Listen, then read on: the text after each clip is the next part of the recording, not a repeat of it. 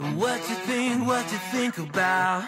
¿Qué tal, amigos? En esta ocasión les traigo un video bastante diferente a lo que he traído, porque normalmente son reacciones a otros países de su cultura, de esas cosas, pero hoy traemos como un tema interesante que yo creo que anteriormente yo he visto como videos o he visto también podcasts donde invitan a personas que son de Canarias, las islas que están por España, que también son muy turísticas, y en estas islas yo noté un acento que de hecho cuando yo las escuché pensé que eran venezolanos, puertorriqueños o algo similar, y encontré este video que se llama ¿Por qué el español de Canarias se parece al de Latinoamérica? Entonces creo que puede estar muy interesante que nos expliquen el porqué de este acento tan similar al nuestro, porque obviamente el acento español es bien marcado, pero este acento de Canarias es como una mezcla entre latinoamericano y español de España. Así que sin más introducción, vamos a ver de qué se trata este video. Ya saben, el video original siempre lo dejo en la descripción por si lo quieren ir a ver sin ninguna interrupción, porque a veces yo también les corto partes a los videos para que sean un poco más cortos,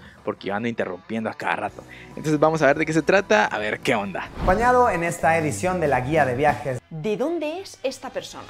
Es Luisito Comunica. No. El seseo, es decir, no hacer distinción entre s y f, es común en casi todas las variedades de Hispanoamérica, en el sur de España y en las Islas Canarias. Esta persona era Luisito Comunica, que es de Puebla, es decir, que está muy cerca de Ciudad de México. Yo solo manejo que allí está, pues, el Señor de los Anillos. ¿Y esta persona de dónde es? Venezuela. No.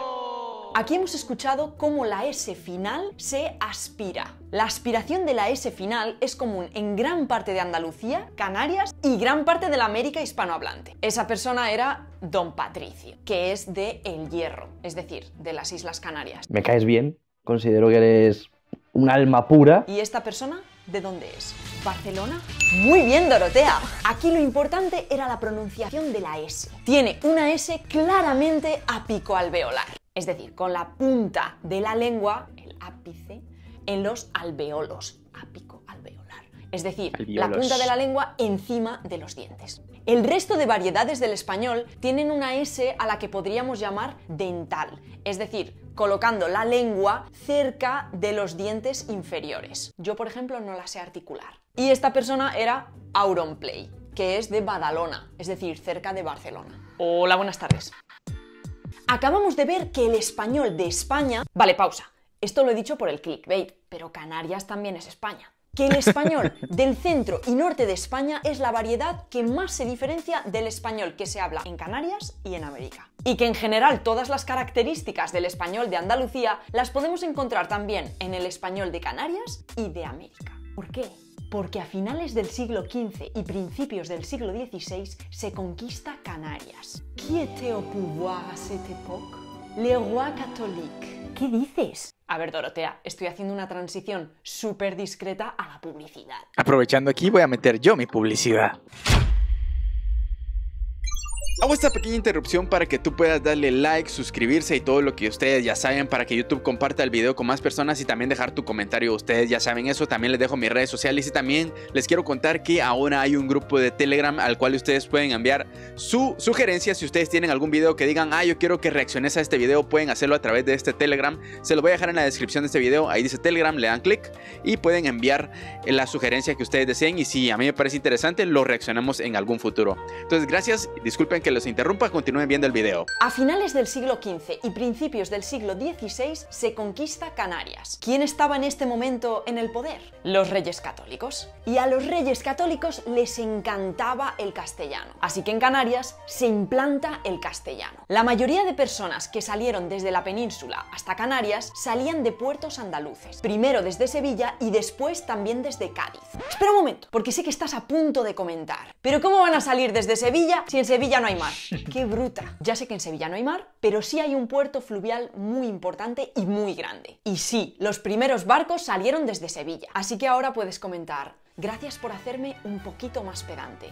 Bueno, ¿y qué relación tiene que salieran de Andalucía con que el español de Canarias? No sé por qué, pero estos videos me recuerdan un poquito a Ter. O sea, no estoy diciendo que sean lo mismo, ni que se copien, ni nada por el estilo, pero el estilo así como de hacer estos videos dinámicos, enseñándote cosas para que aprendas, pero de hacerlo de manera divertida y didáctica, me recuerda mucho a Ter. Está muy bueno, la verdad, el video. ¿Con que el español de Canarias se parezca al de América? Pues la norma lingüística que se lleva a Canarias es la castellana. Es decir, los señores de la RAE a los que se escuchaba en Canarias transmitían el español de Sevilla.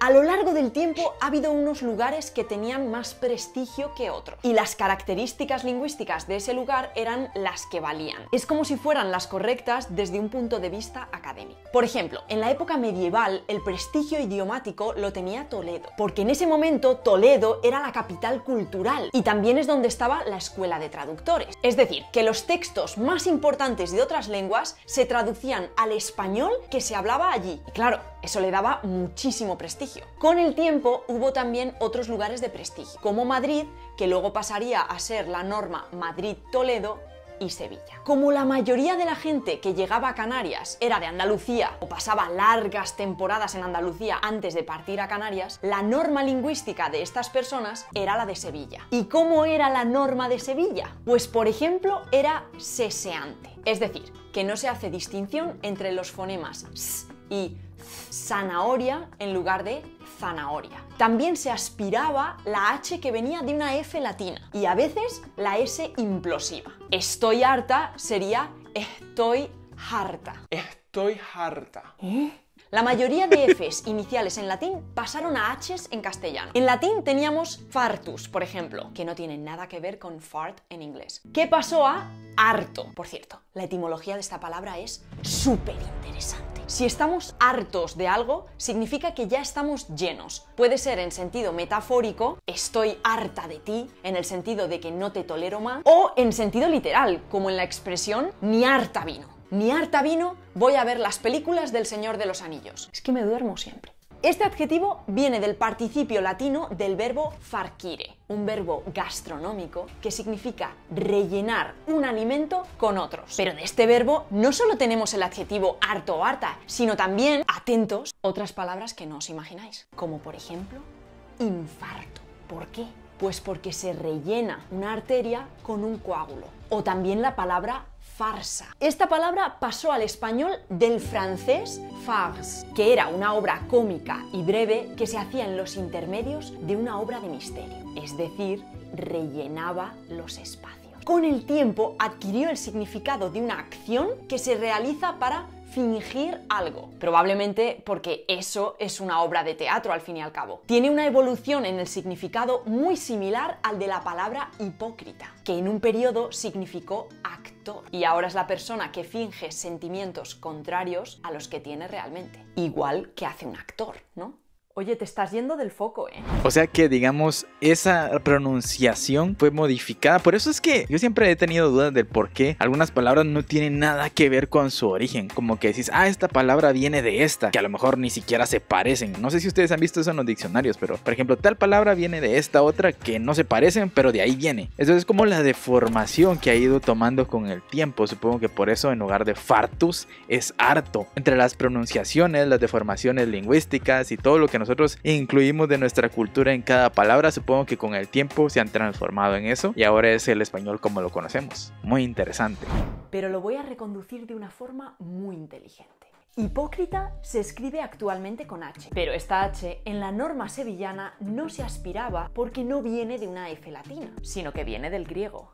Exacto. Y lo de la S implosiva que os he dicho es la S que se encuentra al final de una sílaba. Es decir, cuando se aspira la S en alguna variedad del español, no se aspiran todas las S. No se dice Jevilla, se aspira la S que está al final de una sílaba. Estoy con muchas personas. Vale, perdón por mi pronunciación. Obviamente esta no es mi variedad y yo no aspiro las S. Atención, la S ha sufrido muchos tipos de debilitamientos. Es decir, que no se pronuncia como la pronuncio yo, sino que se aspira o se pierde cuando está delante de una pausa o incluso se pierde por completo. Todos estos son rasgos que se encuentran en mayor o menor grado tanto en el español andaluz como en el americano. ¿Pero por qué? Pues bueno, yo creo que ya está claro, ¿no? Estos rasgos de la norma sevillana pasan a Canarias y por eso en Canarias se habla un español más similar al de Andalucía que al de Madrid. Ya, pero ¿por qué en América también? Pues por la ruta del descubrimiento o de la conquista. Colón fue desde Andalucía hasta las Canarias y desde allí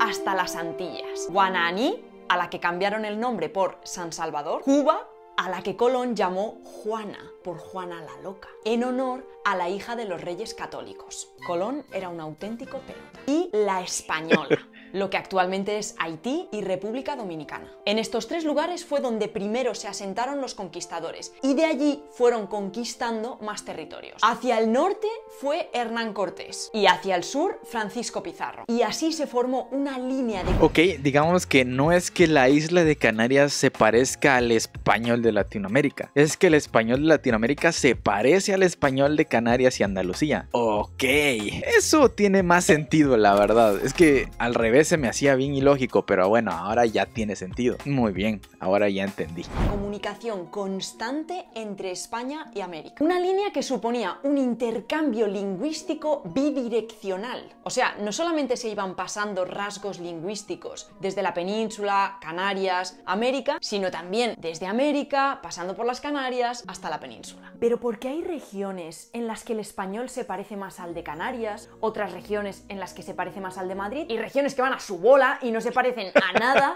como el español de Buenos Aires? Es que todo tiene su explicación. Ciudad de México y Lima se convirtieron en los principales centros culturales y administrativos. Aunque había más territorios conquistados, estas eran las principales rutas. Esto significa que había muchísimo más contacto entre Ciudad de México y España que entre otras regiones más alejadas de las metrópolis, como la región del Río de la Plata, América Central o Nuevo México. Por ejemplo, hasta el siglo XIX, para llegar a Buenos Aires había que hacer un viaje por tierra eterno de norte a sur del continente. Entonces, recordamos que se había extendido la norma sevillana por todas las regiones conquistadas inicialmente, porque la mayoría de conquistadores eran andaluces o habían pasado largas temporadas en Andalucía. ¿Pero qué pasa? Que la norma culta de España sigue siendo la de Madrid-Toledo. Y las zonas más conectadas con las rutas comerciales van a tener lógicamente más influencia de la norma madrileña toledana. Pero espera un momento, porque si esto es verdad,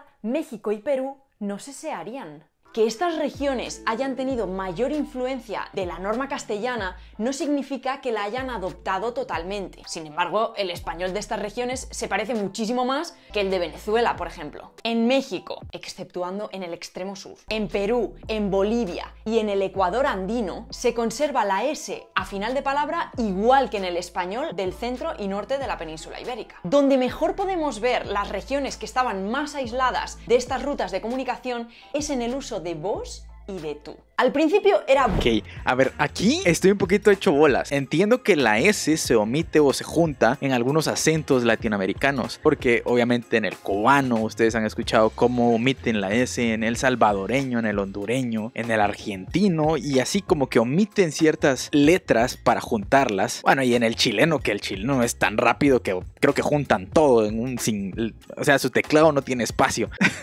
Pero nosotros aquí en Guatemala seguimos conservando la S. Supongo que también porque éramos, no sé, algún tipo de conexión entre Ciudad de México y algo así. Muy interesante el por qué nosotros tenemos como esa pronunciación. Seguramente esta chica no va a mencionar a Guatemala porque aparte en la región centroamericana hay muchos acentos dentro de la misma región. O sea, en Costa Rica se habla diferente que en El Salvador, que en Honduras, que en Nicaragua, que en Panamá. En todos lados se habla diferente. Y bueno, y en Belice hablan inglés. Está más perdido todavía. Pero nosotros creo que tenemos un español parecido al de México y también parecido al de Ecuador y parecido al de Perú. O sea, obviamente no todos y cada quien tiene su acento muy regional. Pero por ejemplo, la otra vez estaba escuchando un ecuatoriano y su acento era muy parecido a alguien de acá, por lo menos de la región capitalina. Entonces es interesante ver los orígenes del por qué. Vamos a seguir escuchando y terminando de ver qué nos tiene para decir esta chica. Vos, en todas partes. Esto fue cambiando en España y en las regiones que tenían más contacto, ¿vale? Las regiones que estaban más cerca de esas rutas de comunicación. Y se ha mantenido en las que estaban más aisladas, como Argentina, Uruguay, Paraguay y casi toda América Central hasta el sur de México. O también, aunque en menor grado, en regiones de Chile, Ecuador o Colombia, entre otros. En general, exceptuando estos dos centros de mayor contacto, la norma que más ha prevalecido en América es la sevillana. Repito, en general. Todo esto es una forma súper simplificada de explicar las variedades de América. Además, es la teoría más respaldada, pero tampoco es la única. La verdad es que estuvo muy interesante. Ok, ahí tiene sentido el por qué ya no se terminó de conquistar la lengua entre el tú y el vos, y hay como zonas que se quedaron con el vos, zonas que se quedaron con el tú, zonas que es una mezcla como Colombia, donde hay partes que se habla con vos y hay partes que se habla con tú. Aquí en Guatemala que no nos definimos si vos, tú, usted o lo que sea, pero está muy interesante. A mí me encantó el video, no sé a ustedes, espero que también. Me pareció un tema interesante y pues también aprendimos. Educarnos es genial y aprender cosas nuevas es una de mis pasiones, la verdad, así que espero que les haya gustado. Si es la primera vez que estás en este canal, te invito a que te suscribas, a que dejes tu like, a que me sigas en mis redes sociales y nos vemos en un próximo video que seguramente va a estar igual de interesante que este, así que hasta la próxima, chao. I care about you and me.